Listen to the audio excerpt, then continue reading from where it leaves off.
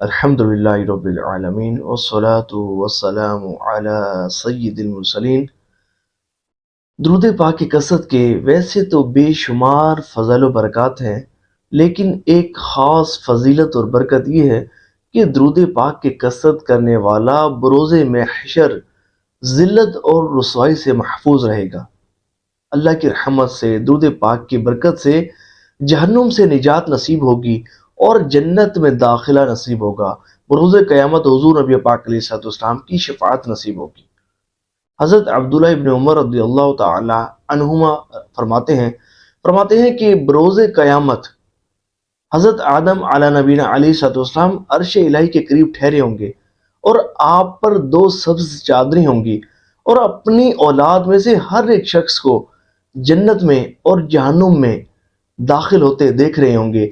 آپ دیکھ رہے ہوں گے کہ کسی کو فرشتے جہنم کی طرف لے جا رہے ہوں گے، کسی کو جنت کی طرف لے جا رہے ہوں گے، اور دیکھیں گے کہ فرشتے ایک شخص کو، حضور نبی پاک علیہ الصلوۃ والسلام کے امتی کو جہنم کی طرف لے جا رہے ہوں گے۔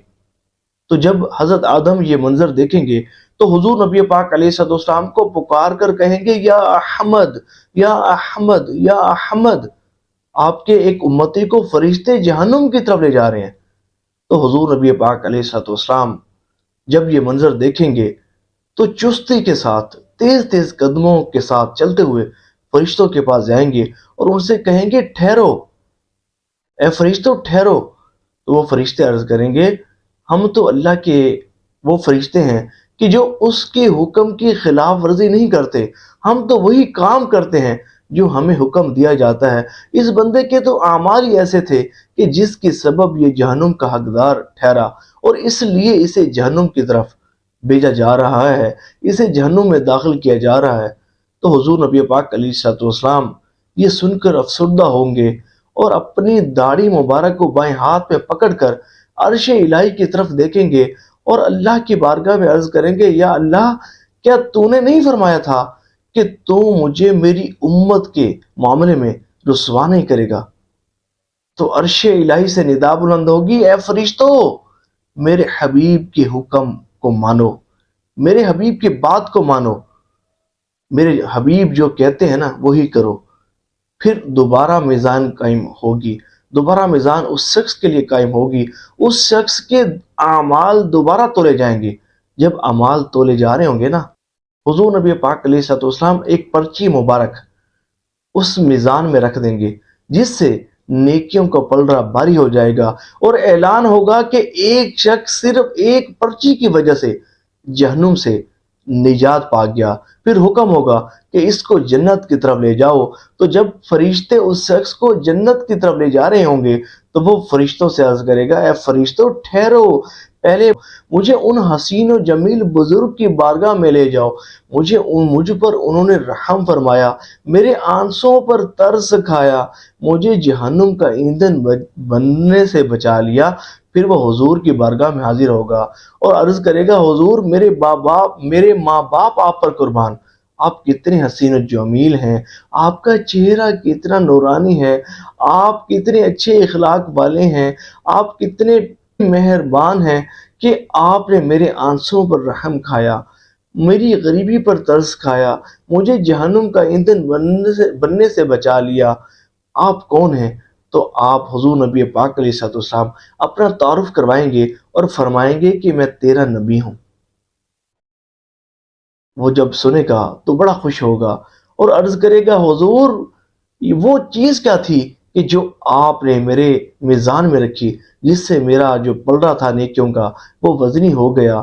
تو حضور نبی پاک علیہ الصلوۃ والسلام فرمائیں گے کہ تمہاری ایک امانت میرے پاس محفوظ تھی، وہ یہ تھا کہ تم نے مجھ پر درود پاک پڑھا تھا، جسے میں نے سنبھال کر رکھ لیا تھا، اور وہی درود پاک آج تمہارے میزان میں تمہارے نامہ اعمال میں شامل کیا ہے، جس کی برکت سے تمہارا نیکیوں کا پلڑا بھاری ہو گیا ہے۔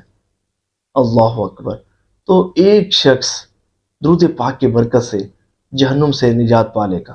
سبحان اللہ۔ اے عاشقان رسول، غور کریں کتنے خوش نصیب ہیں وہ عاشقان رسول جو کثرت سے درود پاک پڑھتے ہیں۔ جو ہزاروں کی تعداد میں درود پاک پڑھتے ہیں، اللہ نے چاہا تو بروز قیامت انہیں حضور نبی پاک علیہ الصلوۃ والسلام کی شفاعت نصیب ہوگی۔ اور روایت میں یوں بھی آتا ہے، حضور نبی پاک علیہ الصلوۃ والسلام نے ارشاد فرمایا کہ 3 لوگ ایسے ہیں کہ جنہیں بروز قیامت عرش الہی کا سایہ نصیب ہوگا۔ پوچھا گیا یا رسول اللہ صلی اللہ علیہ وآلہ وسلم وہ 3 لوگ کون ہیں؟ حضور نے فرمایا ایک وہ جو میرے کسی پریشان حال امتی کی مدد کرے، دوسرا وہ جو میری سنتوں پر چلے، اور تیسرا وہ کہ جو خوب خوب مجھ پر درود پاک کی کثرت کرے۔ سبحان اللہ، جو مجھ پر درود پاک کی کثرت کرے۔ اور ایک روایت میں یوں بھی آتا ہے، ایک حدیث میں یوں بھی آتا ہے کہ بروز قیامت اس کی دہشتوں سے اور اس کے حساب کتاب سے جلد نجات پانے والا وہی شخص ہوگا کہ جس نے دنیا میں کثرت سے مجھ پر درود پاک پڑھے ہوں گے۔ سبحان اللہ۔ اور ایک روایت میں یوں بھی آتا ہے کہ حضور نے فرمایا کہ تم میں سے جو شخص اس بات کو پسند کرتا ہے کہ جب وہ بروز قیامت آئے تو اس کا رب اس سے راضی ہو، تو اسے چاہیے کہ وہ مجھ پر درود پاک کی کثرت کرے۔ سبحان اللہ۔ اور ایک روایت میں، ایک حدیث میں یوں بھی آتا ہے، ایک حدیث مبارکہ میں یوں بھی آتا ہے کہ حضور نبی پاک علیہ الصلوۃ والسلام نے ارشاد فرمایا کہ بروز قیامت ہر مقام اور ہر جگہ تم میں سے سب سے زیادہ میرے قریب وہی شخص ہوگا کہ جس نے دنیا میں کثرت سے مجھ پر درود پاک پڑھے ہوں گے۔ سبحان اللہ۔ اللہ کریم ہمیں بھی کثرت سے درود پاک پڑھنے کی توفیق عطا فرمائے۔ اپنی نیتوں کا اظہار ضرور کیجیے گا کہ کتنی تعداد میں آپ درود پاک پڑھیں گے، کتنا زیادہ آپ درود پاک کی کثرت کریں گے اور کروائیں گے۔ ثواب کی نیت سے اس ویڈیو کو شیئر بھی کیجیے گا کہ جتنے بھی عاشقان رسول سنیں گے، عمل کریں گے، آپ کو بھی اس کا ثواب ملتا رہے گا۔ تو دعا ہے کہ اللہ کریم عمل کی توفیق عطا فرمائے۔ آمین بجائے خاتم النبیین وصلی اللہ تعالی علیہ وآلہ وسلم۔ صلو علی الحبیب صلی اللہ تعالی علی محمد صلی اللہ علیہ وآلہ وسلم۔